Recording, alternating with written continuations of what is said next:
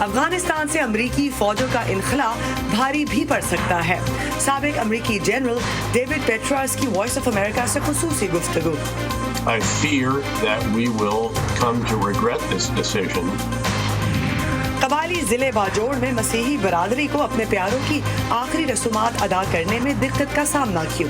میں اپنی والدہ کا جنازہ لے کے ٹنگر گھر آ گیا. سیاہ فام شہری جارج فلوئڈ کی سفید فام پولیس افسر کے ہاتھوں قتل کے 1 سال بعد امریکہ میں پولیس اصلاحات اور نسلی برابری کی مہم کہاں کھڑی ہے؟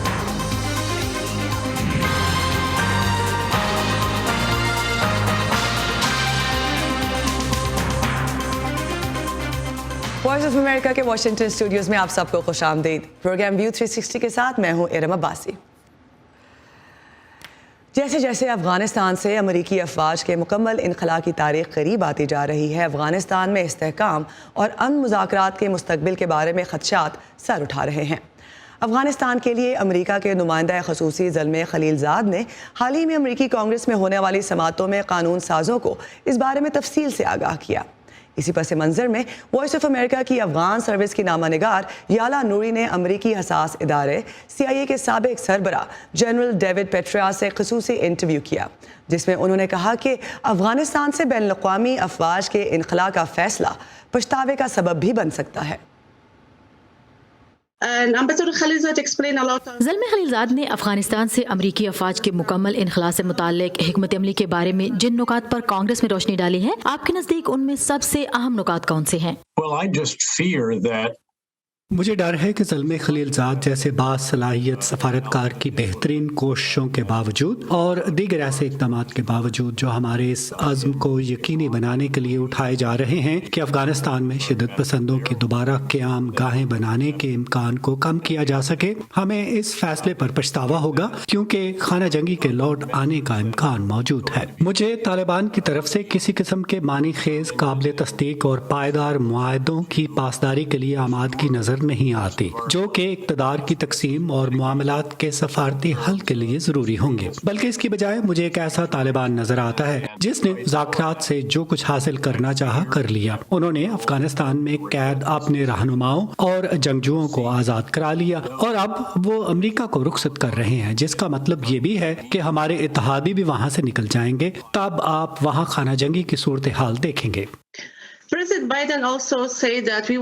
صدر بائیڈن بارہا کہہ چکے ہیں کہ وہ افغانستان سے مکمل انخلا کے باوجود خطے میں دہشت گردی سے نظریں نہیں ہٹا رہے. وہاں موجودگی کے بغیر وہ اس بات کو کیسے یقینی بنائیں گے؟ اس کے علاوہ امریکہ خطے میں دیگر علاقائی شراکت داروں اور ملکوں کے ساتھ وہاں فوجی اڈوں کے قیام کے امکان پر بھی غور کر رہا ہے، جبکہ ابھی تک اس کا ان ملکوں کے ساتھ ایسا کوئی معاہدہ بھی طے نہیں پایا. Well, I know that our military commanders, our intelligence officers. میں جانتا ہوں کہ وہاں ہمارے فوجی کمانڈرز، انٹیلیجنس افسران اور دیگر عہدیدار ایسے طریقے ڈھونڈنے پر سخت محنت کر رہے ہیں جن کی مدد سے القاعدہ یا داعش یا دوسرے شدت پسند گروہوں کی جانب سے افغان سرزمین پر ایسی پناہ گاہیں قائم کرنے کے امکان کو کم کیا جا سکے جہاں سے یورپ میں ہمارے اتحادی ممالک پر حملوں کی منصوبہ بندی ہو. جب آپ ایک دفعہ افغانستان سے نکل جائیں گے، وہاں اپنا فوجی اڈا چھوڑ دیں گے تو کیا ہوگا؟ فی الحال پاکستان نے کہا ہے کہ وہ اپنے ملک میں امریکی فوجی اڈے کے قیام کے حق میں نہیں ہے. اب سوال یہ ہے کہ کیا ہمیں ازبیکستان میں بیس قائم کرنے کی اجازت مل سکتی ہے، جہاں پہلے کبھی ہمارا ایک فوجی اڈا ہوا کرتا تھا اور جسے بعد میں ختم کر دیا گیا، لیکن وہاں سے بھی افغانستان تک کافی فاصلہ ہے اور خاص طور پر اس وقت سب سے زیادہ چیلنج ہوگا جب لڑائی افغانستان میں موجود گروپ سے ہوگی. حتیٰ کہ ہم اپنے اتحادیوں اور اپنے افغان شراکت داروں کی حمایت کے ساتھ بھی دہشت گردی کے انسداد کے لیے مطلوبہ تعداد اور وسائل کو پورے طور وقف بھی کر دیں تب بھی یہ مشکل ہوگا. امریکہ میں انڈو پیسیفک امور کے معاون وزیر دفاع ڈیوڈ ہیلی نے حال ہی میں کہا کہ پاکستان نے امریکی فوج کو اپنی فضائی حدود استعمال کرنے کی اجازت دی ہے اور وہ زمینی رسائی بھی فراہم کرے گا تاکہ امریکہ کی افغانستان میں موجودگی کے سلسلے میں مدد مل سکے. گزشتہ ہفتے امریکی سینٹ کی آرمڈ سروسز کمیٹی کو آگاہ کرتے ہوئے انہوں نے کہا کہ امریکہ پاکستان کے ساتھ اپنی بات چیت جاری رکھے گا کیونکہ افغانستان میں امن کی بحالی میں پاکستان کا کردار اہم ہے. تو دوسری جانب پاکستان کے دفتر خارجہ کا کہنا ہے کہ پاکستان میں امریکہ کی کوئی ملٹری یا ایئر بیس موجود نہیں اور اس بارے میں کسی قسم کی قیاس آرائی بے بنیاد اور غیر ذمہ دارانہ ہوگی. इस वक्त हमारे साथ इस्लामाबाद से स्काइप के जरिए मौजूद हैं वॉइस ऑफ अमेरिका के सीनियर सहाफ़ी अयाज गुल। अयाज, सबसे पहले ये बताइए कि पाकिस्तान का कहना है कि किसी किस्म के अमरीकी अड्डे तो मुल्क में मौजूद नहीं, लेकिन एक फ्रेम ऑफ वर्क या एक फ्रेम ऑफ कोऑपरेशन मौजूद है दोनों मुल्कों के बीच। क्यों ज़रूरत महसूस हुई पाकिस्तानी दफ्तर ख़ारजा को अड्डों की मौजूदगी की कि किसी भी ख्याल को मुस्तरद करने की, जबकि अमरीकी एहलकार ने तो अड्डों का नाम ही नहीं लिया?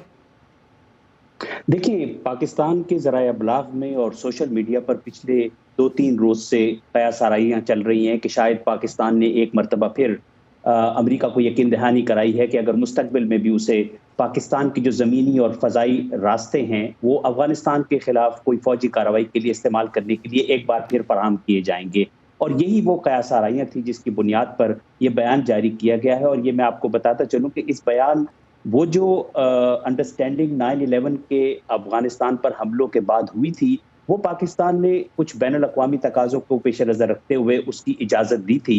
और बज़ाहिर ऐसा लगता है कि अमरीकी अफवाज और बैनुल अक़वामी अफवाज जैसे ही अफगानिस्तान से रुखसत होती हैं तो वो जो मुआहिदा पाकिस्तान ने कर रखा था, जिसकी के तफसीलात बहुत कम पब्लिक में आई हैं, तो वो बज़ाहिर ऐसा लगता है कि ऑटोमेटिकली वो ख़त्म हो जाएगा।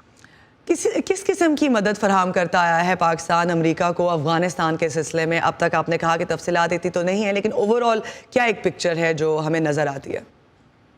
देखिए, जो मेरी मालूमात हैं उसके मुताबिक पिछले साल तक जो पाकिस्तान ने ओवर फ्लाइट्स की परमिशन अमेरिका को दी थी 9/11 के बाद, तो 20 लाख से ज़ायद फ्लाइट्स पाकिस्तान के ऊपर से गुजर चुकी हैं, जिनमें अमरीकी अफवाज और बैनुल अक़वामी अफवाज को अफगानिस्तान में रसद की सप्लाई है। वहाँ पर जो एयर अटैक्स किए गए हैं अफगानिस्तान में, वो सारी जो सहूलत थी वो पाकिस्तान के फ़ज़ाई राहदारी को इस्तेमाल करते हुए की गई है। और ज़मीनी रास्तों के बगैर तो अफगानिस्तान में जो बैनुल अक़वामी अफवाज थी उनके लिए खुराक की फराहमी ही बहुत मुश्किल होता। तो ये बहुत कलीदी किरदार पाकिस्तान का रहा है इन 20 सालों के दौरान बैनुल अक़वामी अफवाज की वहाँ पे मौजूदगी को यकीनी बनाने के लिए। अयाज कुल ब्रीफली बताइएगा कि अभी हाल ही में वज़ीर ख़ारजा शाह महमूद कुरैशी भी अमेरिका आए।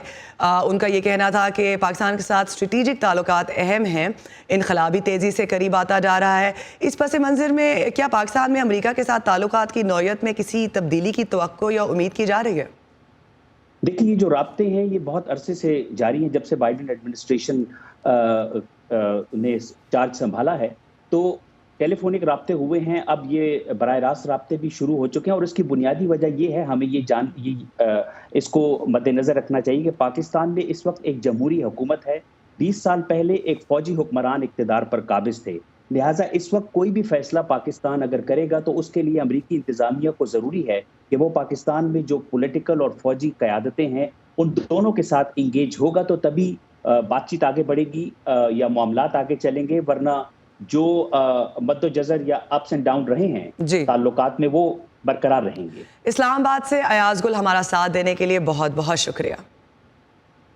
शुक्रिया। दुनिया भर से अहम खबरों और दिलचस्प मालूमात के लिए आइए हमारी वेबसाइट urduvoa.com पर। ये सारा कंटेंट आपको मिलेगा हमारे सोशल मीडिया प्लेटफॉर्म्स पर भी। तो आइए facebook.com/VOA उर्दू के पेज पर, ट्विटर पर हमारा हैंडल है @urduvoa।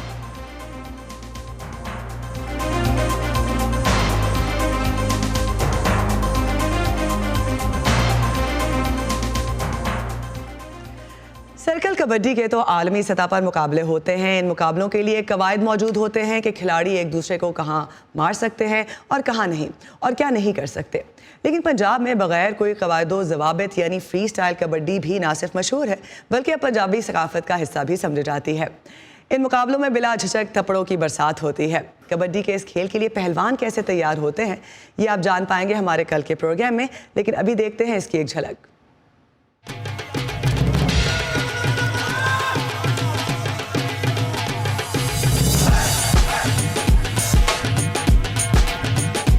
बहुत मजा आता है और इतना खुल के खेलूं, इतना करंट आ जाता है। की तैयारी के लिए तो बहुत मेहनत करनी पड़ती है, लेकिन ये पंजाब का कल्चर है।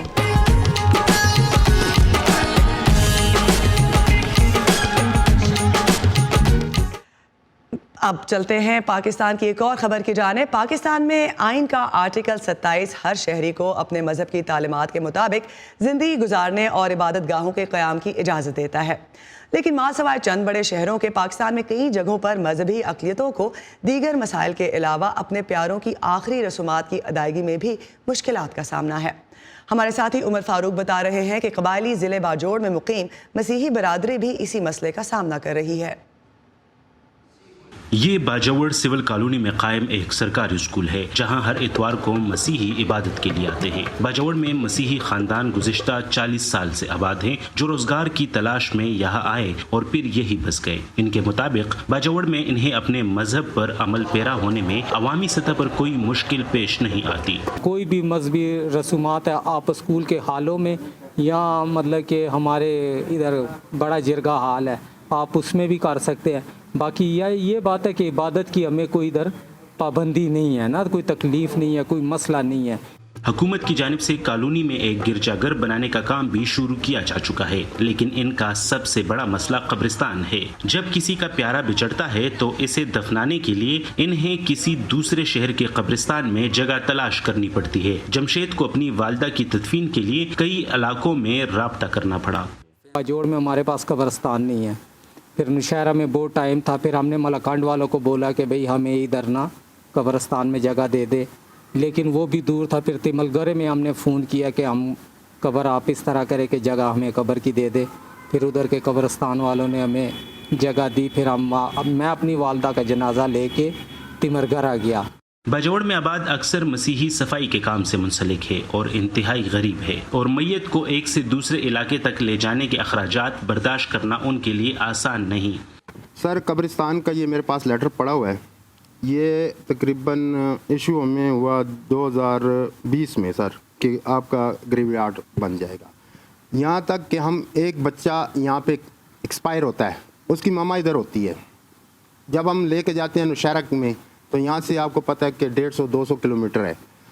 اب اس کی والدہ کو دیکھیں یا اس بچے کو یہاں پہ دفن کرنے کے لیے جائیں، کہاں پہ جائیں؟ خیبر پختونخوا اسمبلی میں اقلیتی نشست پر منتخب ہونے والے رکن وزیر زادہ کا کہنا ہے کہ سوات میں 70 لاکھ روپے کی لاگت سے اقلیتی برادری کے لیے قبرستان کی زمین خریدی جا رہی ہے۔ ان کا کہنا تھا کہ قبائلی اضلاع میں بھی یہ اہم ضرورت پوری کرنے پر توجہ دی جا رہی ہے۔ اب باجوڑ کے لوگ بھی ہیں، وہ ان کے میرے پاس آئے تھے، ان کا گریو یارڈ کا ایشو ہے اور میں ان کے ساتھ 10-20 دن پہلے میٹنگ ہوا۔ انشاءاللہ میں باجوڑ کا وزٹ کر رہا ہوں اور میری کوشش ہوگی کہ وہاں ڈی سی کے ساتھ میٹنگ کر کے کوئی اسٹیٹ لینڈ میں ان کو ہم ایڈجسٹ کر لیں قبرستان کے لیے۔ تو حکومت اس سے مسئلے سے باخبر ہے۔ قبائلی اضلاع میں آباد مسیحی برادری کو قبرستان کی سہولت کب تک ملے گی، اس بارے میں وقت کا تعین نہیں کیا گیا۔ تب تک اپنے عزیزوں کی آخری رسومات کی ادائیگی کے لیے باجوڑ کے مسیحیوں کو دوسرے علاقوں کا رخ ہی کرنا پڑے گا۔ Umar Farooq, voice of America, Bajaur. Pakistan کے صوبہ سندھ کی انتظامیہ کا کہنا ہے کہ ملک میں کووڈ کے کل کیسز میں سے 50% سندھ میں موجود ہیں۔ گزشتہ روز کووڈ سے 260 سے زیادہ لوگ ہلاک ہوئے، جبکہ پولیس سے کہا گیا ہے کہ وہ SOPs پر عمل درآمد یقینی بنائے۔ کراچی میں اس وقت ہسپتالوں کی کیا صورتحال ہے، جاننے کے لیے آئیے چلتے ہیں کراچی، جہاں سے ہمارے ساتھ محمد ثاقب موجود ہیں۔ ثاقب، ڈر تو تھا کہ عید کے فوراً بعد کیسز میں اضافہ ہوگا، انتظامیہ کو کیا مسائل درپیش آ رہے ہیں SOPs پہ عمل درآمد کرانے میں، اور ہسپتالوں کی کیا صورتحال ہے اس وقت؟ جی ہم بالکل، جو عید کے بعد جو صورتحال ہے بالخصوص صوبہ سندھ کے سب سے بڑے شہر اور صوبائی دارالحکومت کراچی میں، وہ کافی زیادہ تشویشناک ہے، اور انتظامیہ کو اس وقت جو سب سے بڑی جو رکاوٹ کا سامنا ہے وہ یہ ہے کہ شہریوں کو اس بات کا باور کروایا جائے، ان کو اس بات کی یقین دہانی کرائی جائے کہ یہ جو SOPs ہیں ان پر سختی سے عمل درآمد کیا جائے، اور اس کے ساتھ ساتھ جو یہاں پر جتنے بھی جو لاک ڈاؤن، جو پارشل لاک ڈاؤن لگائے گئے اس پر سختی سے عمل درآمد کو ممکن بنانا ہے۔ کیونکہ تیسری ویو جب شروع ہوئی ہے کراچی پورے پاکستان میں، تو اس وقت جو ہے صوبہ سندھ زیادہ متاثر نہیں تھا، لیکن ہم نے دیکھا کہ عید کی چھٹیوں کے بعد جو ہے صورتحال کافی زیادہ گمبھیر ہوئی ہے اور کیسز میں تیزی سے اضافہ ہوا ہے۔ بالخصوص کراچی میں جو ہے کیسز کی شرح میں کافی تیزی سے اضافہ دیکھا گیا ہے، اور پازیٹیوٹی ریٹ جو ہے وہ 9% تک اب بھی موجود ہے۔ آپ نے اسپتالوں کی صورتحال پوچھی تو 2 ایسے اسپتال ہیں کراچی کے بڑے اسپتال جس میں SIUT اور لیاقت بخش ہاسپٹل ہے، وہاں پر حکام کا یہ کہنا ہے کہ بیڈس की बेड्स जो है वो मुकम्मल तौर पर ऑक्यूपाई हो चुके हैं, और इसके अलावा जो है जो दीगर हॉस्पिटल है वहां पर अगरचे गुंजाइश तो मौजूद है, लेकिन जाहिर सी बात है कि उस पर दबाव काफी ज्यादा बढ़ चुका है, जिसकी वजह से हुकाम खदशात का इजहार कर रहे हैं कि खुदा न खासा ये केसेस बढ़ ना जाए। इस वजह से शहरियों को भी कहा जा रहा है कि लॉकडाउन जो उसको उस पर सख्ती से अमल दरामद किया जाए, SOPs पर सख्ती से अमल दरामद किया जाए। ये बताइए कि वैक्सीन की मुहिम कहाँ तक पहुंची, उसमें क्या दुश्वारियां पेश आ रही हैं? अच्छा, सबसे अच्छी बात यह है कि सिंध में जो है वैक्सीनेशन की सूरत हाल दीगर सूबों के मुकाबले में काफी बेहतर है, और यहाँ पर सबसे पहले वैक्सीनेशन का भी आगाज किया गया था, और उसके साथ साथ हम ये भी देख रहे हैं कि 2,27,000 हेल्थ केयर वर्कर्स हैं, उनकी वैक्सीनेशन का अमल मुकम्मल किया जा चुका है। जबकि इसके अलावा जो अगर हम आम पब्लिक की बात करें, 16,70,000 जो आम अफराद है उनकी भी वैक्सीनेशन का अमल मुकम्मल किया जा चुका है। तो ये अगर हम कंपेयर करें कराची सिंध के पाकिस्तान के दीगर शहरों से, पाकिस्तान के दीगर सूबों से, तो ये काफी बेहतर सूरत हाल है, लेकिन इसमें मजीद तेजी लाने की जरूरत यकीनी तौर पर मौजूद है, जिसके लिए हुकाम कोशिशें कर रहे हैं। मोहम्मद साकिब, कराची से हमारा साथ देने के लिए बहुत बहुत शुक्रिया। 20 अप्रैल को एक अदालत ने सियाह फाम अमरीकी शहरी जॉर्ज फ्लॉयड के कत्ल केस में मिनियापोलिस पुलिस के साबिक अफसर डेरेक शॉवन को 3 इल्जामात में मुजरिम करार दिया।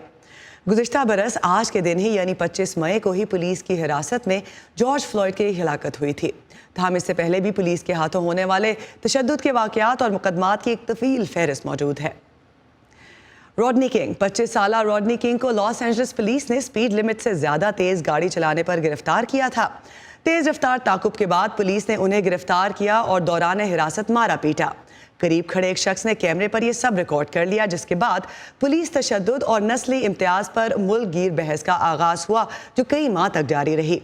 कानूनी चाराजोई के दौरान पुलिस के 4 एहलकारों को ताकत के बेजा इस्तेमाल के इल्ज़ामात से बरी कर दिया गया, जिसके बाद लॉस एंजलिस में कई रोज़ तक पुरतशद्दुद मुजाहरे हुए।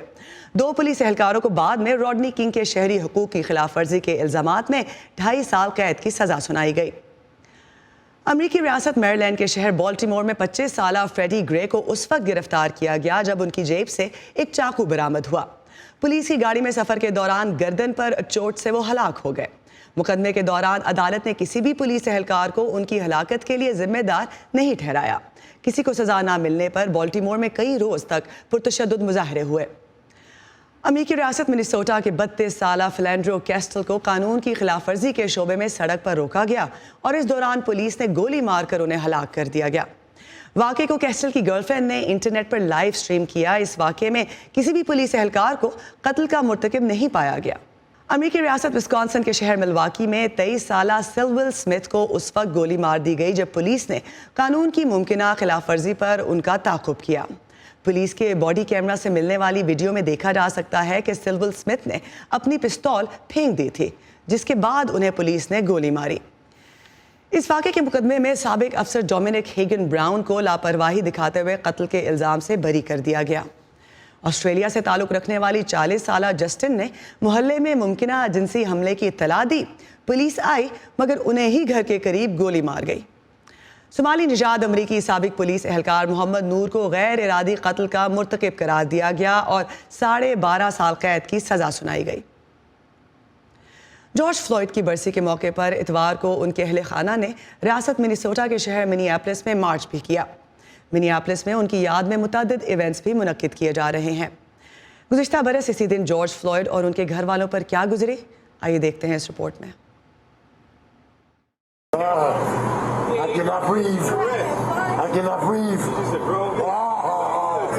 वो मंजर जो पुलिस के सियाफामों और दूसरी अक़लियतों के साथ इम्तियाजी सलूक और इसके खिलाफ मुज़ाहमत की एक अलामत बन गया। 25 मई 2020 को सियाफाम अमरीकी जॉर्ज फ्लॉयड की गिरफ्तारी के दौरान हलाकत ने सिर्फ अमरीका के अंदर ही नहीं बल्कि दुनिया के कई हिस्सों में भी मुजाहिरों को जन्म दिया। 12646 तकरीबन 1 साल बाद अप्रैल में सफ़ेद फाम साबिक पुलिस अफसर डेरेक शॉविन को जॉर्ज फ्लॉयड की मौत का जिम्मेदार करार दे दिया गया। Find the defendant guilty. लेकिन बहुत से सियाह फाम अमरीकियों का कहना है कि इस फैसले से जख्म नहीं भर सकते। There is no satisfaction. कसूरवार ठहराए जाने से कोई इत्मीनान नहीं मिलता। इत्मीनान तब मिलता अगर जॉर्ज फ्लॉयड अभी भी जिंदा होता। जॉर्ज फ्लॉयड कत्ल केस के फैसले के बाद अमेरिका में दीगर मौक़ों पर पुलिस की मुबैना बर्बरियत का निशाना बनने वालों के लवाहिकीन चाहते हैं कि उनके मुकदमात दोबारा खोले जाएं। ट्रेसी और उनका भाई पॉल जहां खड़े हैं, इससे चंद कदम दूर उनके भाई लेनर्ड शैन को पुलिस ने 26 सितंबर 2019 को गोली मारकर हलाक कर दिया था। उनके खानदान के वकील ने ये वीडियोस वॉइस ऑफ अमेरिका को दी, जो उन्होंने हुकाम से हासिल की थी। उन्होंने सूरत हाल को संभालने वाली टीम के आने से पहले ही उसे मार डाला। उसे पुलिस पर भरोसा नहीं था तो इससे यकीनन फर्क पड़ता। और आपको याद रखना चाहिए कि वो मुस्तकिल बिफरा हुआ नहीं था। वो उस वक्त लड़ाई पर उतरा जब पुलिस ने उसे गाड़ी टकराने की कोशिश की। लेकिन fraternal order of police union Leonard Shane समेत मुल्क भर में दीगर केसेस को दोबारा खोलने की तजवीज़ के खिलाफ हैं।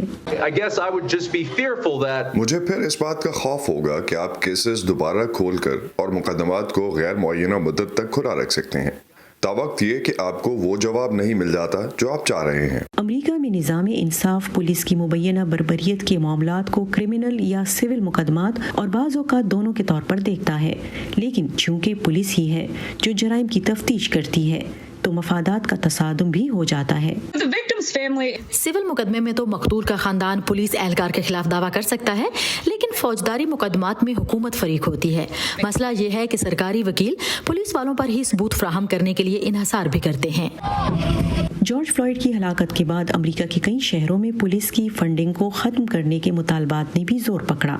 मिनियापोलिस, जहां जॉर्ज की हलाकत हुई, सिटी काउंसिल ने पुलिस का महकमा खत्म करके इसकी जगह पब्लिक सेफ्टी फोर्स तश्कील देने की हिमायत की। न्यूयॉर्क और लॉस एंजलिस ने पुलिस के बजट में कटौती करके समाजी भलाई के प्रोग्रामों के लिए फंड्स में इजाफा किया। कई जगहों पर पुलिस ट्रेनिंग में बेहतरी लाई जा रही है, जबकि नफ्सियाती मदद के यूनिट्स भी बढ़ाए जा रहे हैं। पुलिस की रिटायर्ड सार्जेंट और नेशनल पुलिस एसोसिएशन की तर्जुमान बेट्सी स्मिथ कहती हैं कि मीडिया की कवरेज का अंदाज भी लोगों में पुलिस मुखालिफ जज्बात को हवा देता है।